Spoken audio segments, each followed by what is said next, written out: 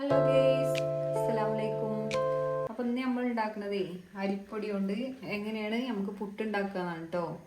പുട്ടുപൊടി തന്നെ വേണമെന്നൊന്നുമില്ല കേട്ടോ നമ്മളെ വീട്ടിൽ. അപ്പോൾ നമ്മൾ ഇതായിട്ട് എങ്ങനെ ഉണ്ടാക്കുന്നത് കാണിച്ചു തരാം കേട്ടോ. സിമ്പിളാണ് കേട്ടോ പരിപാടി. അരിപ്പൊടി ഉണ്ടെങ്കിൽ നമുക്ക് പുട്ടുണ്ടാക്കാം. നമുക്ക് ഗ്യാസ് കത്തിക്കട്ടോ.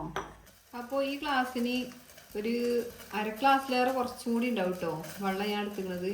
ഈ ഗ്ലാസ്സിന് ഒരു ഗ്ലാസ്സും പിന്നെ ഈ ഒരു ഇത്രക്കുള്ള അളവിന് പൊടിയാണ് എടുത്തിരിക്കുന്നത്.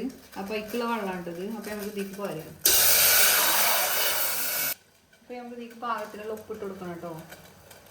നമ്മൾ ഗ്യാസിൻ്റെ അതൊന്ന് സിമ്മാക്കി കൊടുത്തിക്കണ്. അപ്പം ഈ പൊടി നമുക്ക് ഈ വെള്ളത്തിൽ ഇടാം കേട്ടോ. സിമ്മാക്കിയിട്ട് വേണം കേട്ടോ ഇടാൻ. ഇട്ടിട്ട് നമുക്കിതൊന്ന് അതിൽ ഈ പത്തിരിക്കൊക്കെ പൊടി വാട്ടുന്ന മാതിരി നല്ലോണം വെള്ളം ഉണ്ടാകരുത്, കുറഞ്ഞ വെള്ളമേ പറ്റുള്ളൂ കേട്ടോ. അതാണ് കണക്ക് നോക്കേണ്ടത്. അപ്പോൾ കുറഞ്ഞ വെള്ളത്തിൽ ഇതൊന്നും ഇങ്ങോട്ട് മെൽറ്റായി വന്നാൽ മതി. ഇളക്കി കൊടുക്കട്ടെ കേട്ടോ. അപ്പോൾ ഇത് ഇങ്ങനത്തെ ഒരു പരുവം കിട്ടി കേട്ടോ. ഇതടില്ല ഇങ്ങനെ ഒരു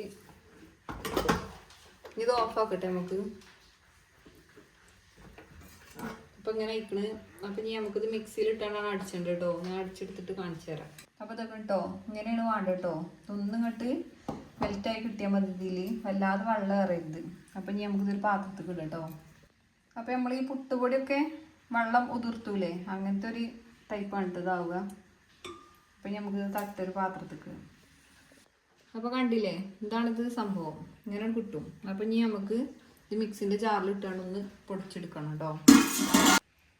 അപ്പം ഇനി നമുക്ക് ഈ മിക്സിൻ്റെ ജാർക്ക് ഇടാം കേട്ടോ. മിക്സിൻ്റെ ജാറിലൊട്ടും വെള്ളം ഉണ്ടാവില്ല കേട്ടോ. വെള്ളം നല്ലോണം തോത്തിയെടുക്കണം. വെള്ളം ഉണ്ടായി കഴിഞ്ഞാൽ പൊടിയിലൊട്ടും. അപ്പോൾ കുറഞ്ഞ ചൂടാറിയേക്കിനി നമുക്ക് കുറച്ചിടാം കേട്ടോ. ലേശിട്ടാൽ മതി. തോനിട്ടാലും ആകെ ഇട പിടിച്ചുകൊണ്ടാവും ഇതിനുള്ളിൽ. ജസ്റ്റ് ഒന്ന് ക്രഷ് ചെയ്തെടുത്താൽ മതി കേട്ടോ. എന്നിട്ട് നമുക്ക് ഇതേപോലെ പൊട്ടിയിടാം കേട്ടോ. അങ്ങനെ എല്ലേതും ഇങ്ങനെ ആക്കിയെടുക്കുക. അപ്പോൾ എല്ലാതും നമ്മളിങ്ങനെ ഇതാക്കി എടുത്തിട്ടുണ്ട് കേട്ടോ. ക്രഷ് ചെയ്താണ്ട് ജസ്റ്റ് ഒന്ന് അറിയാൻ നിൽക്കുക കേട്ടോ. നമ്മളെ മിക്സിയിൽ ഒന്നായിട്ട് കറക്കരുത്. കറക്കി കഴിഞ്ഞാൽ ആകെ പുട്ടുപോലെ ആകെ ഉടഞ്ഞാണ്ട് ഇങ്ങോട്ട് ഒട്ടിപ്പിടിച്ചു. അപ്പം ഈ സമയത്ത് നമുക്ക് പുട്ടിന് ഉതിർത്തണ ആ ഒരു രീതിക്കല്ല, കുറച്ച് വെള്ളം കുറവാ തോന്നിക്കഴിഞ്ഞാൽ ഇതിൻ്റെ മുകളിൽ കൂടി ലേശം വെള്ളം കുടഞ്ഞു കൊടുക്കാം കേട്ടോ. അത് ഞാൻ കാണിച്ചു തരാം. ഇതിൽ കുറച്ചൊരു വെള്ളം കുറവേന് കേട്ടോ. അപ്പോൾ ഞാനിങ്ങനെ ഒന്നും പാറ്റി കൊടുക്കും കേട്ടോ വെള്ളം. നമ്മളിങ്ങനെ കുടഞ്ഞിട്ടേക്കിന് തന്നെ ഒരിക്കലും നമ്മൾ ഇത് കുഴക്കരുത് കേട്ടോ. കുറച്ചേരം ഈ വെള്ളം ഒന്ന് കുടിച്ച് കിടക്കണം. ആ സമയത്ത് നമ്മൾ തേങ്ങ ചിരക അതിക്കുള്ള വെള്ളം അടുപ്പത്തൊക്കെ പുട്ടി ചുടാനുള്ള അങ്ങനത്തെ ചെയ്യാം കേട്ടോ. വെള്ളം ഏറും ചെയ്യരുത്. കുറച്ചൊന്ന് ഇങ്ങോട്ട് കുടഞ്ഞിട്ട് കുറച്ചേരം ഒന്ന് റെസ്റ്റ് ചെയ്യാൻ വെക്കാം കേട്ടോ. അപ്പം ഇനി ഇതൊന്ന് ഇങ്ങനെ ഒന്ന് ഒന്ന് കുഴക്കട്ടെ കേട്ടോ. ഒന്നായിട്ട് ഉറക്കണതാക്കരുത്. അപ്പം നമ്മൾ ഈ മേലെ കുടഞ്ഞിട്ടാൽ അതൊക്കെ ഒന്ന് ഉരുളാവും അങ്ങനെ ഉറക്കനാക്കി കഴിഞ്ഞാൽ. അപ്പോൾ ഇതൊക്കെ ഒന്ന് മിക്സായി കൊടുക്കട്ടോ.